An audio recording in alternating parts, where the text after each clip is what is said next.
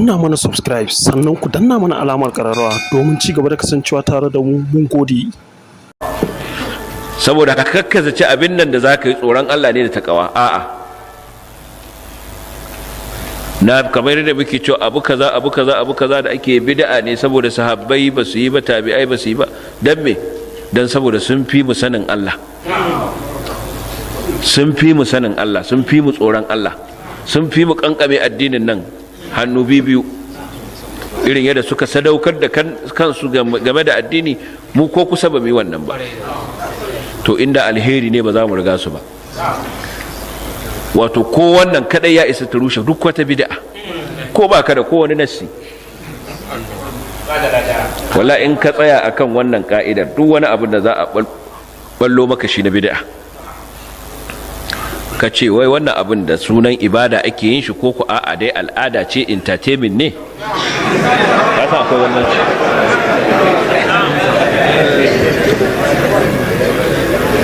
In aka ce maka a'a mu dai kawai dai wannan dan shakatawa mu ne da nishadi, a to wannan babu komai. Wani abin da kuke yi da sunan a'a ibada, muna san Allah ya bamu lada, mu samu soyayyar manzon Allah a zuciyarmu, mu samu kusanci da manzon Allah, oho, to ibada ce kenan. Ibada ce, ibada ce. Soyayya ce ga manzon Allah, soyayya ce ga manzon Allah.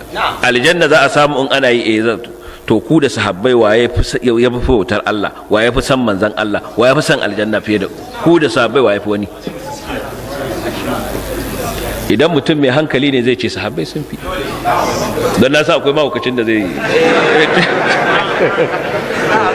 kaga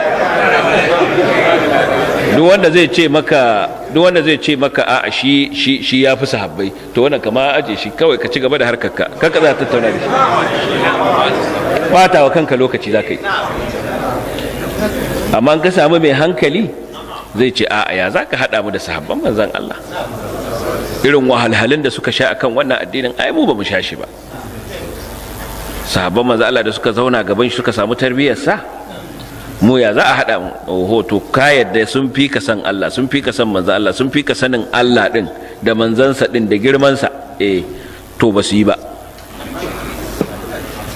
Ka zama ka tsaya inda suka tsaya. In ka ƙara gaba to ka tsallake siratul lahil mustaqim.